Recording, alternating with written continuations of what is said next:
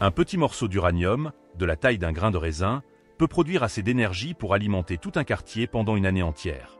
Mais comment une quantité si minuscule peut-elle renfermer une telle puissance? Pour le découvrir, plongeons dans les usines chargées de la production et du traitement du métal le plus dangereux du monde et explorons ensemble son incroyable parcours. L'histoire de l'uranium enrichi est intimement liée à la naissance de l'énergie nucléaire. En 1896, le physicien français Henri Becquerel découvrit la radioactivité en observant que l'uranium émettait spontanément des rayonnements. Cette découverte inspira Marie et Pierre Curie, qui isolèrent des éléments tels que le radium et le polonium. En 1932, James Chadwick mit en évidence le neutron, une particule fondamentale pour la fission nucléaire. Puis, en 1938, Otto Hahn et Fritz Strassmann, avec la collaboration de Lise Meitner et Otto Frisch, démontrèrent qu'un atome d'uranium pouvait se scinder lorsqu'il était frappé par des neutrons, libérant ainsi une quantité colossale d'énergie. L'uranium enrichi, indispensable à la fission contrôlée, représentait un défi technologique majeur. L'uranium naturel contient environ 99,3% d'uranium-238, difficile à fissurer, et seulement 0,7% d'uranium-235, parfaitement adapté à la fission. Accroître la proportion d'uranium-235, un procédé appelé enrichissement, s'avéra essentiel tant pour les réacteurs nucléaires que pour les armes atomiques. Pendant la Seconde Guerre mondiale, dans le cadre du projet Manhattan, les scientifiques mirent au point les premières méthodes d'enrichissement. La diffusion gazeuse utilisait des membranes poreuses pour séparer le gaz d'hexafluorure d'uranium, tandis que la séparation électromagnétique exploitait des champs magnétiques pour dévier les isotopes. Ces procédés étaient lents et très énergivores.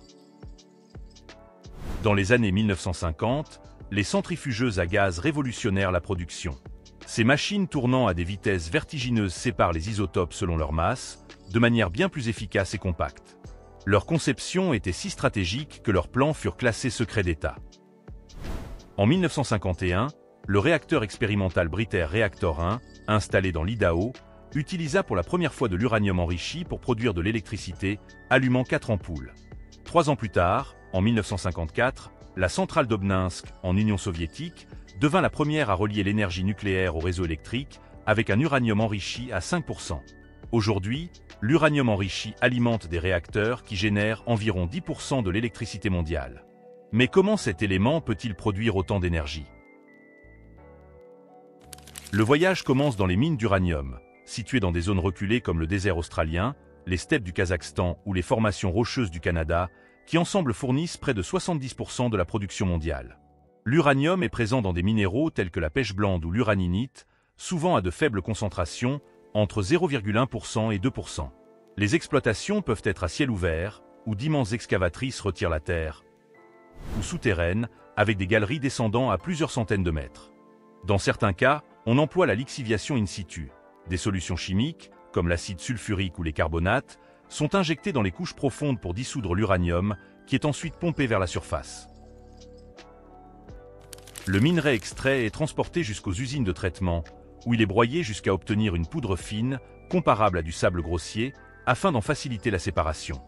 On le mélange ensuite à des acides ou des bases dans de grands réservoirs d'acier. Ce processus isole l'uranium des autres éléments, comme le fer ou le quartz. Le produit obtenu est une poudre jaune vif appelée yellow cake ou oxyde d'uranium, contenant environ 80% d'uranium pur.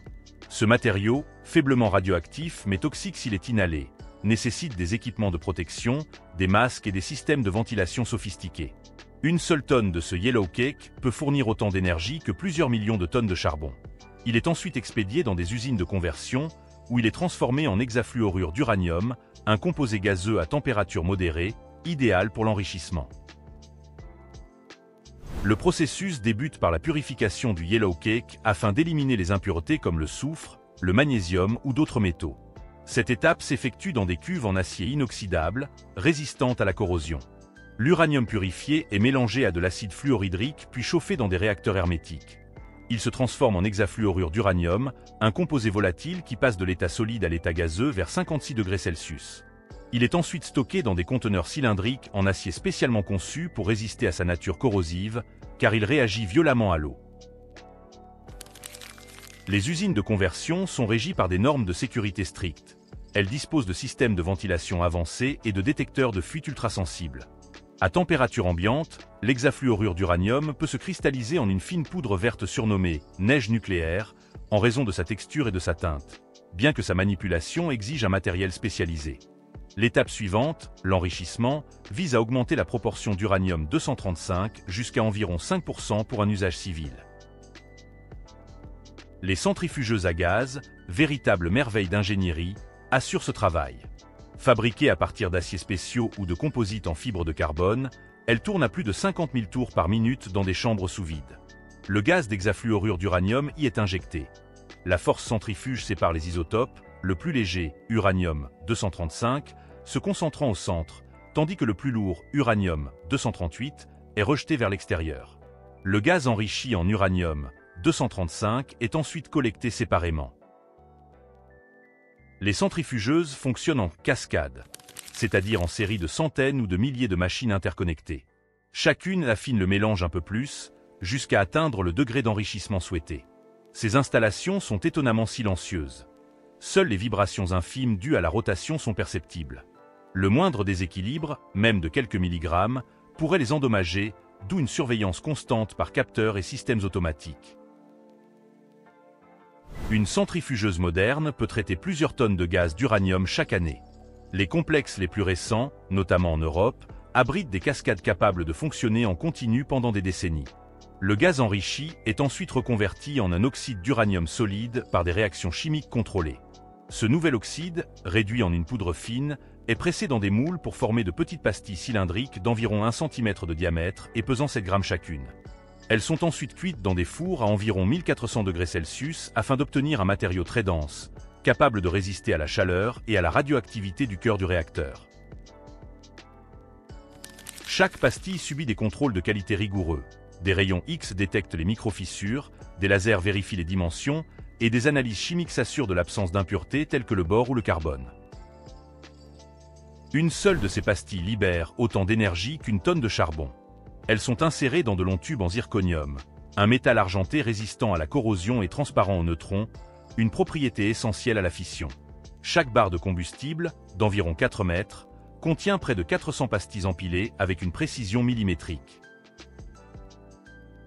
Les barres sont assemblées en grappes, appelées « assemblage de combustible », comportant plusieurs dizaines de barres fixées dans des structures métalliques faites d'alliages robustes comme l'acier inoxydable ou le circalois.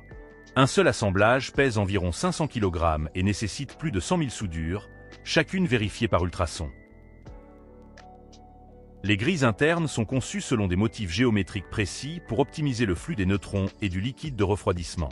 Avant leur expédition, ces assemblages sont soumis à des tests complets. Pesée ultra précise, essais de vibration simulant les conditions du réacteur, contrôle ultrasonique, analyse chimique et test de pression. Un seul assemblage peut produire assez d'électricité pour alimenter 100 foyers pendant 1 an. À ce stade, la radioactivité reste faible. Les techniciens peuvent les manipuler avec des gants simples et des masques filtrants. Dans la centrale nucléaire, les assemblages sont disposés dans le cœur du réacteur, là où la fission s'active. Un réacteur standard contient environ 480 assemblages, soit près de 5760 barres de combustible. De quoi alimenter une petite ville entière. Pendant la fission, les atomes des uranium-235 se divisent sous l'impact de neutrons, libérant chaleur et nouveaux neutrons qui entretiennent la réaction en chaîne. L'énergie libérée par un seul atome est des millions de fois supérieure à celle dégagée par un atome de carbone brûlé. Pour contrôler cette réaction, des barres de régulation en bore ou en cadmium absorbent une partie des neutrons. Le cœur du réacteur est protégé par d'épaisses parois de béton armées de 2 mètres, conçues pour résister à des séismes, des inondations ou même la chute d'un avion. Des systèmes automatisés surveillent en continu la température, la pression et le flux neutronique, arrêtant immédiatement le réacteur au moindre signal anormal. La chaleur issue de la fission est utilisée pour transformer l'eau en vapeur sous haute pression, laquelle entraîne d'immenses turbines tournant à environ 1800 tours par minute. Ces turbines sont reliées à un générateur qui convertit le mouvement en électricité. Un seul réacteur peut produire plus de 750 MW, de quoi alimenter un demi-million de foyers, l'équivalent d'une grande ville. Contrairement aux centrales à charbon, les centrales nucléaires ne rejettent presque pas de dioxyde de carbone, tout en assurant une production d'énergie continue. Cette caractéristique en fait un outil essentiel pour la transition énergétique mondiale.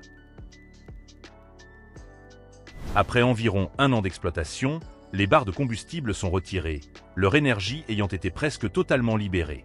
Elles demeurent toutefois extrêmement chaudes et radioactives. Elles sont donc manipulées à distance par des bras robotisés, puis plongées dans des piscines de refroidissement situées au sein même des centrales. Ces bassins, profonds d'environ 8 mètres et remplis d'eau ultra pure, servent à la fois de bouclier et de système de refroidissement. L'eau est constamment filtrée et surveillée pour détecter la moindre variation de température ou de radioactivité. Les barres y reposent pendant une dizaine d'années, le temps que leur chaleur et leur radioactivité diminuent considérablement. Certaines centrales stockent plus de 700 000 barres usées, un volume impressionnant mais qui tiendrait dans un entrepôt de taille moyenne. Fait fascinant. Ces piscines émettent parfois une légère lueur bleutée, connue sous le nom des « effets de Cherenkov », provoqués par des particules se déplaçant plus vite que la lumière dans l'eau, un phénomène spectaculaire mais sans danger. Après plusieurs années, le combustible refroidi est transféré dans des conteneurs secs en acier et en béton capables de le conserver pendant des siècles. Ces conteneurs, entreposés dans des sites sécurisés, résistent aux chocs, aux intempéries et aux catastrophes naturelles. La gestion des déchets nucléaires à long terme reste un sujet majeur de recherche. Les scientifiques travaillent sur des dépôts géologiques profonds, situés à plus de 500 mètres sous terre dans des formations rocheuses stables, telles que le granit ou le sel, afin d'isoler définitivement les déchets. Des projets comme Yucca Mountain aux États-Unis ou Onkalo en Finlande sont conçus pour rester sûrs pendant au moins 10 millénaires. L'énergie nucléaire demeure ainsi l'une des solutions les plus prometteuses pour un avenir durable. Malgré les préjugés, cette technologie répond aujourd'hui à des normes de sécurité très strictes et produit peu de déchets comparés à d'autres industries. De plus, elle fournit une électricité continue avec presque aucune émission de carbone, en faisant une alliée cruciale dans la lutte contre le changement climatique. Avec des investissements constants dans la recherche et le développement, l'énergie issue de l'atome pourrait continuer à éclairer notre monde de manière propre, sûre et fiable. Et voilà comment se fabrique l'uranium enrichi. Qu'en pensez-vous? Partagez votre avis dans les commentaires. Si ce documentaire vous plaît, alors n'oubliez pas de mettre un like, de vous abonner et d'activer la cloche pour ne manquer aucun de nos contenus. Mais ne partez pas encore, ce n'est pas tout. La suite de cette vidéo sera tout aussi passionnante. Alors restez avec nous jusqu'au bout.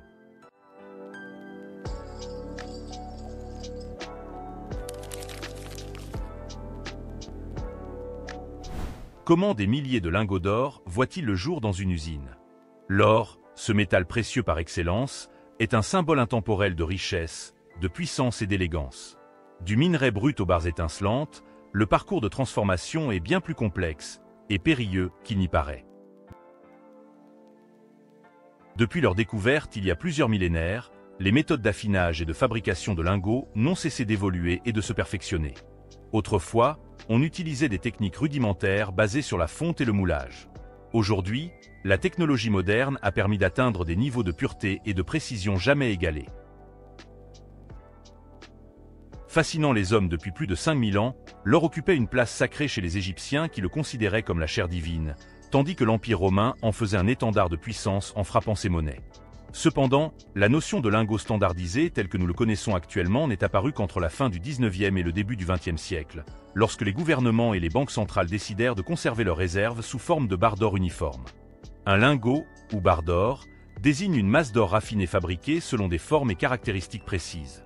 Sa production se déroule dans un cadre strict où chaque détail, de l'étiquetage à l'enregistrement, est minutieusement contrôlé.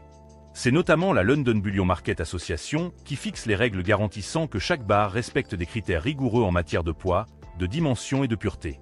Mais alors, comment fabrique-t-on concrètement un lingot d'or?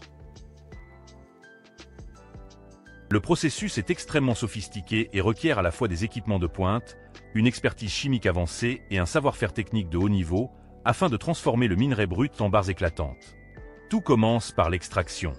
L'or est enfoui dans la croûte terrestre, souvent mêlé à du quartz ou à divers sulfures. La méthode d'extraction dépend de la nature et de la profondeur du gisement.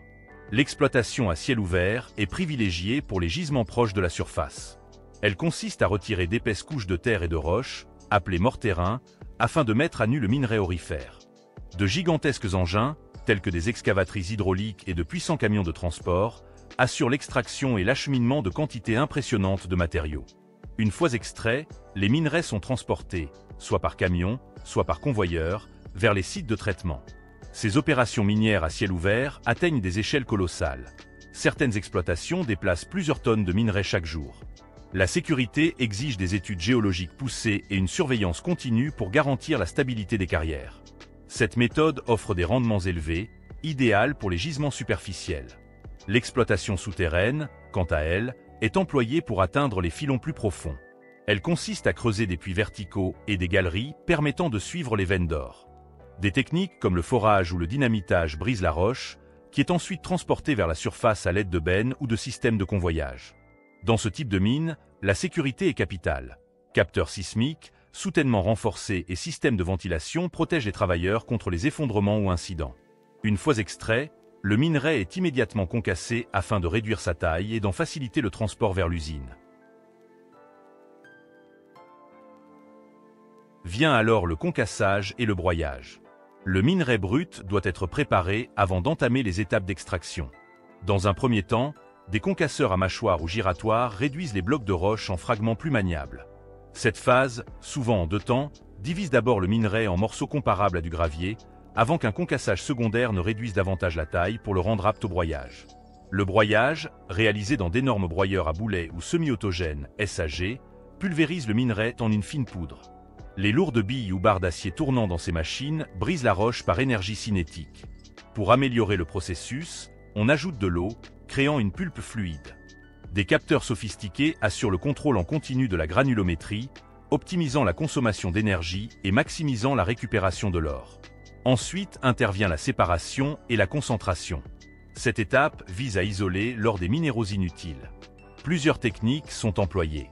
La séparation gravimétrique repose sur la densité élevée de l'or, ce qui le distingue des particules plus légères. Des tables à secousses et concentrateurs à spirale séparent ainsi les éléments lourds des déchets. Très efficace pour les particules grossières, cette méthode devient moins performante pour l'or très fin, nécessitant des procédés complémentaires.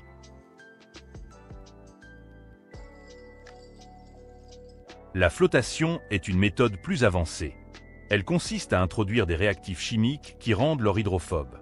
Une injection de bulles d'air entraîne alors l'or à la surface, fixé sur l'écume, où il est récupéré. Ce procédé, hautement dépendant de la chimie, assure un excellent rendement pour l'or microscopique. La cyanuration, de son côté, est l'une des techniques les plus répandues. En mélangeant la pulpe de minerai avec une solution de cyanure, l'or forme un composé soluble. On le récupère ensuite par précipitation, grâce à du zinc en poudre ou du charbon actif, produisant un concentré riche en or. Une fois ce concentré obtenu, il passe à l'étape de la fonte et de l'affinage.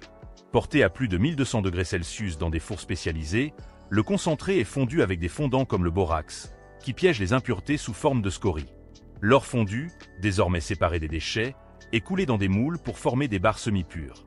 L'affinage final permet d'atteindre une pureté exceptionnelle. 2 procédés dominent, l'électrolyse et l'eau régale. L'électrolyse dissout l'or dans une solution de chlorure d'or, le redéposant sous forme pure sur des cathodes. L'eau régale, mélange d'acide nitrique et chlorhydrique, dissout l'or avant qu'il ne soit filtré et refondu. Ces méthodes aboutissent à un or de 99,99% de pureté, conforme aux standards mondiaux. L'or purifié est ensuite refondu dans des fours à induction, puis coulé dans des moules calibrés selon les normes internationales, notamment la barre London Good Delivery. Le refroidissement est assuré par immersion dans l'eau ou exposition à l'air, garantissant une solidification parfaite. De plus en plus d'usines utilisent la robotisation pour manipuler les moules brûlants, réduisant les risques et améliorant la productivité. Après démoulage, chaque barre est soigneusement inspectée pour repérer toute imperfection. Suit alors le façonnage et la gravure. Des machines automatisées corrigent les excès de matière et polissent les contours. Ensuite, une gravure au laser inscrit les informations clés: poids, pureté, logo de la raffinerie et numéro de série. Certains lingots comportent même des microgravures invisibles à l'œil nu, servant de protection contre la contrefaçon. Chaque lingot subit un contrôle qualité rigoureux. Des analyses par fluorescence X ou spectrométrie vérifient la pureté, tandis que des outils de mesure numérique contrôlent les dimensions. Les barres conformes sont emballées sous scellés inviolables et accompagnées d'un certificat d'authenticité. Ainsi, chaque lingot sortant de l'usine est une pièce d'ingénierie et de savoir-faire prête à intégrer les coffres, les réserves ou les portefeuilles d'investisseurs du monde entier. Mais ces usines, au-delà de leur image de prospérité, sont aussi des lieux à haut risque. D'immenses quantités d'or attirent la convoitise et la sécurité y est maximale. Gardes armés, caméras, coffre-fort ultra renforcé et contrôle biométrique filtrent chaque employé. Les transports se font par véhicules blindés escortés, équipés de GPS et de protections avancées.